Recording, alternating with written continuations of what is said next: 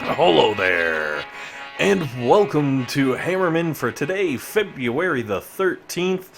Coming at you with no blues and no prototypes, just for the funs, or the lulz, or something, for the intel. Nah, that's the one. Stage 1, pretty straightforward, pretty simple, as always. First round, first wave lands on the top side. So if you focus your defenses up there, it will make it much easier for you to defeat it and win and move on to stage 2, which is almost equally as easy, honestly. All Zookas and warriors in the first run, so you can just flatten that entire grouping before anything else lands, because the second wave is a lot nastier. You got the warriors, which are gonna run way up ahead and you can flatten those, but then you got the heavies protecting the tanks and some riflemen. Like you can probably figure out where this is going, and all the places are horribly bad. If you're a really low level, I guess, because if you're almost max defenses, it's still gonna drop. It's just gonna take out all of your protective wall at the front there. I guess take out a couple defenses too. But like as a stage 2 goes, pretty difficult. I was kind of impressed that it did as well as it did on my base. One last shock, just as a to you. Take that, Phil Hammerman. Take that and stuff it up your pipe and smoke it.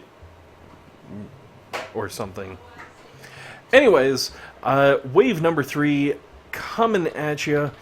Pretty straightforward. Zookas come out in front of the tanks, thank goodness. And then it gets scary because tanks land with a ton of Grens behind them, some medics to heal them up, and then, just for good measure, some riflemen up at the very front to protect the tanks from like the big single shot defenses. Man, when I saw this coming at me, I was just like, oh geez, this is gonna go bad. This is gonna go all bad, and I'm gonna hate this. What the heck? But fortunately, I honestly feel like I just muscled my way through this. I was just like, my stuff's high enough of a level, it's all going to die. Da-da-da-da-da. And so, it kind of did. It took a little while longer because of the medics running around doing their thing, but the Grenadiers just, once those tanks eventually disappeared, there was nothing the medics could do. Look at that. Just like 3 rocket launchers just frying them right in the middle. Stage center for failure. Moving on. We're going to hit stage 4. Medium difficulty on this one. Once again, we got some warriors in the first wave, which is always really nice because they hit all those mines, it pretty much fries them, and then they run up close enough that the flamethrowers can really get in there and just burn them to sunders. So it's kind of like they're wasted. They don't really take much out of the defensive wall, which is good because we need that defensive wall because it protects us from things like those tanks. Yeah. What's also really nice about stage 4 is the fact that like the first boat or boats go up to the top, the later boats go down to the bottom, so they kind of spread along the whole front edge of the defenses, which is perfect because it, allows all of the defenses to really work their best, because it's kind of set up in a fashion where you've got like a lot of AoE damage in the machine guns and flamethrowers, and then behind it you got some big nasty heavy one-shotters to take out tanks and heavies and stuff like that. But if you're dealing with Grens, it can get kind of scary because they got their crazy overflow. They can stay out of range and they can kind of finish things off. Fortunately, it worked out this time. Then we move on to stage 5, and this happens. All of the heavies. I was like, oh my goodness, are you kidding me? How is this even possible? An entire wave of nothing but heavies. Like, that's kind of brutal. And then the second one is nothing but riflemen. And I was just like, flamethrowers, do not fail me now. Because those heavies, if you can see what's going on there, those heavies are just getting chewed up. Or I guess melted? Melted might be more appropriate because, you know, it's flamethrowers. But yeah, those heavies just got fried, and thank goodness too, because right in behind the heavies come all the Zookas. The Zookas bring their dogs with them, and that's why there's non-stop barking through the entire video. But it's okay. Boom Beach has added in the fancy new sounds, so I gotta say, good job, Boom Beach. It totally sounds like a legit dog barking.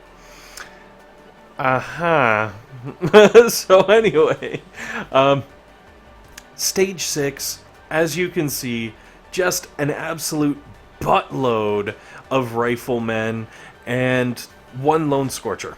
And I was like, you know what? I should probably drop the pot. I should drop the pot right now and make this happen. And then I was like, nah, I want to see how far I can get. I really want to, like, you know, stretch out the E-peen and feel good about myself. And so I kicked off 6 kind of expecting to get an army ant stomping, but just wanting to give it a shot anyways, just to see what I could get away with. And as you can see, thus far, with the army ants, things are going strong. Like, I was really, really impressed, because I was able to basically fry the first couple of waves. The Scorcher does definitely come in, but all of my boom cannons are at the back, so as soon as the shock wears off, they just level that Scorcher, which is fantastic. And then the last wave of riflemen come in, and they have no recourse. It's just, you know, there was the one machine gun which did a little bit of damage, but the rocket launchers and shock launchers are all still going strong. And as you can see, fry the army ants. Fried army ants? I don't know, is that a thing? Can you eat that? I know you, like, some people eat grasshoppers and weird stuff. Anyways, stage 6 down, still no prototypes, and then stage 7 happened. And I'll tell you right now, I needed the damage amp and the hot pocket just to make it through this crazy level. So, as you can see, I kind of wanted to show the different parts of the base, because I had to do a couple of renditions to figure this one out. Especially because normally I have my HQ over on the left-hand side and I draw everything to the right. This time I had to switch that around, draw everything over to the left, set everything that needs to be protected over on the right, and then let all of the stuff go in that way. Also, what really freaking hurt me was right at the very beginning, one of the first waves, one of my rocket launchers was focused by a barrage, which means I had to pull it out of the damage amp, and I was just like, oh, that's vicious, that's horrible, oh my god, why would you do this to me, why? Also, as you can see, I kind of shuffled my mines around to allow me to kind of take out a couple of the warriors in the later rush. But the important part is coming around right here. All those mines left behind just to mess with the warriors. Look at that. You got the shock launcher back there doing work. Oh, it's a beautiful thing. The hot pocket goes down to the tanks, but, like, come on, man. I can live with that. I can totally live with that. Anyways, as you can see, very, very slowly, the last little bit of the attack wave is kind of working its way through. And what we got here is what I like to call La Victory. Anyways, guys, thanks very much for watching. Hopefully this has been helpful. Hopefully it's been entertaining. And most importantly, hopefully you're not one of those two medics. Aw, look at those two poor guys. They're trying so hard. The one dude's like, you're at full health. I can't do... Ah! Sorry. I may have gotten a little distracted. And then the last medic just kind of like, I'm so lonely. He has a volleyball. He named it Wilson. Anyways, most importantly, hopefully you guys have a fantastic day.